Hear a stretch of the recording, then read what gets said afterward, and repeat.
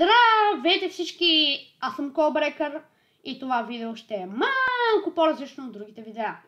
Днес ще говорим за хардуер вместо софтуер, а именно за мини компютъра Raspberry Pi.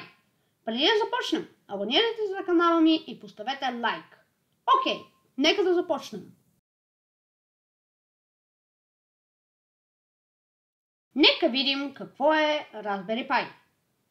Raspberry Pi е евтин мини компютър, създаден от Raspberry Pi Foundation с размерите на дебитна карта, с целта да бъде използван за обучение и като евтин компютър за интернет браузване. Той има 5 версии. Raspberry Pi 1 от 2012 година, Raspberry Pi 2 от 2015 година, Raspberry Pi 3 от 2016 година и Raspberry Pi 4 от 2019 година. Петият модел е Raspberry Pi 400 от 2020 година, който е Raspberry Pi 4 клавиатура. Аз ще използвам модел 4. Хардуерът му е 2 USB версия, 2 порта, използвани за клавиатура, мишка и други подобни устройства, за които не трябва голяма скорост. 2 USB версия 3 порта, използвани на външна памет и устройства, които зависят от бързост на тези портове. Един Ethernet порт за кабелен интернет, 2 микро HDMI порта за монитори и един USB-C порт за захранване. Компютъра също има един микро SD порт, в който ще сложим SD карта, която се използва за място, където ще инсталираме операционната система. Процесорът е с ARM архитектура. Такъв тип процесори се използва в смартфоните и таблетите.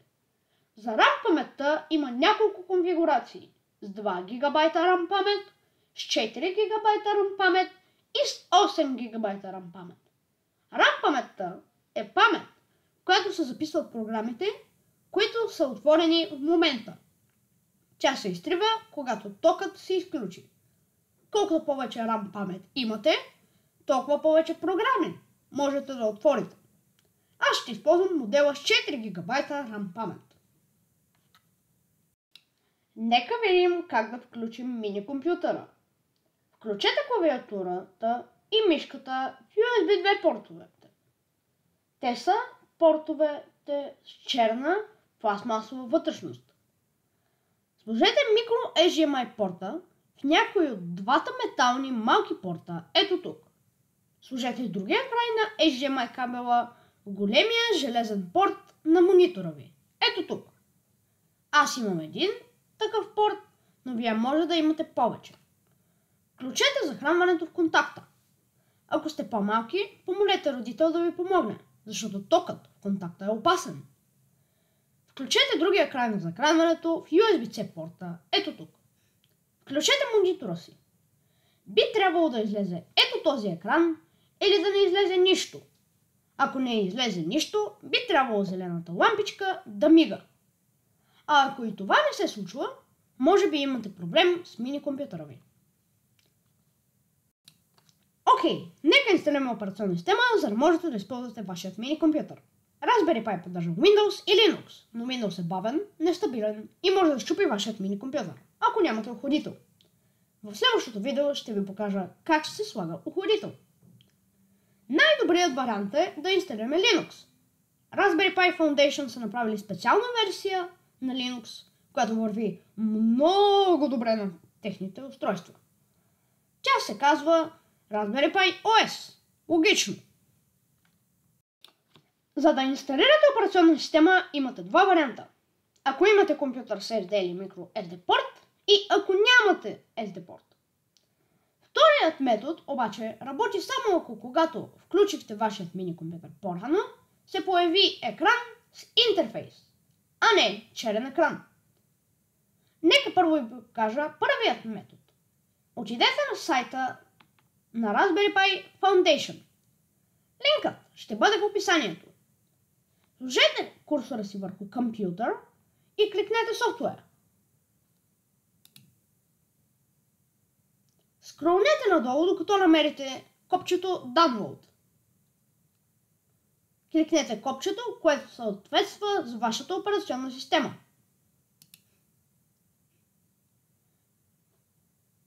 Изчакайте инсталаторът да се изтегли. Отворете файла.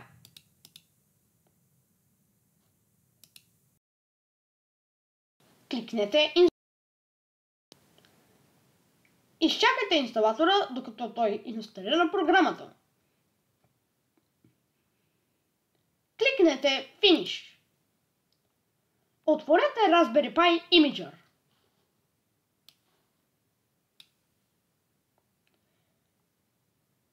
Кликнете Choose OS. Изберете Raspberry Pi OS Other. Ако имате Raspberry Pi 1 или 2, изберете Raspberry Pi OS Full 32-bit. Ако имате Raspberry Pi 3, 4, 400 или друг модел, изберете Raspberry Pi OS 64-bit.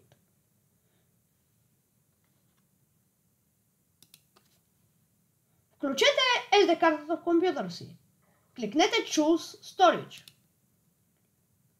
Изберете вашата SD карта. Внимавайте много! Ако изберете грешния диск, всичко на него ще се изтрие.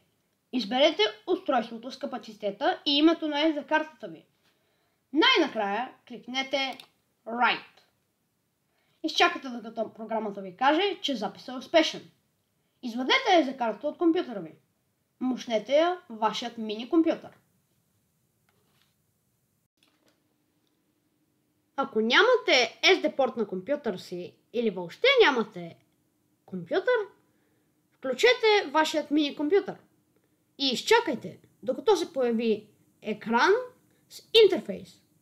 Задръжте клавиша Shift на клавиатурата си, докато не се появи съобщението Waiting for Network. Когато то се появи, мушнете Ethernet кабел в Ethernet порта. Изчакайте докато същият интерфейс от програмата, която използвахме на компютъра, не се появи. Оттам нататък следвайте същите стъпки. Изчакайте компютъра ви да се включи. Когато Welcome екрана се появи, кликнете Next. Изберете Use English Language и Use US Keyboard. Кликнете Next. Измислете и напишете име за акаунта си в полето за име. Напишете парола за акаунта си и я повторете. Полетата за парола и повтаряне на паролата.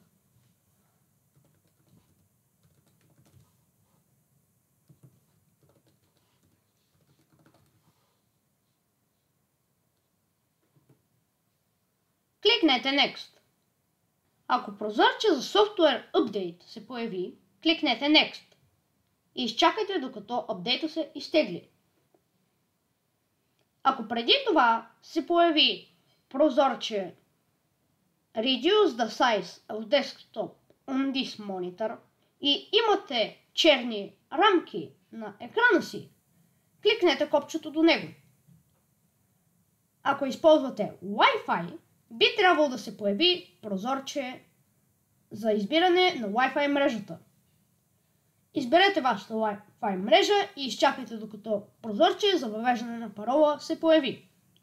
Ако вашата мрежа има парола, след това натиснете Next, докато стигнете до прозорчето за Software Update.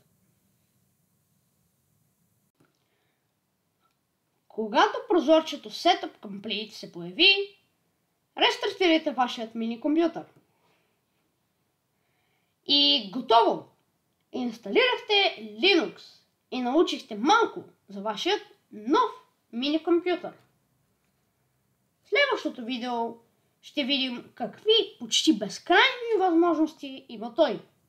Абонирайте се на канала ми и поставете лайк, за да не пропуснете следващото видео. До следващото приключение в програмиране!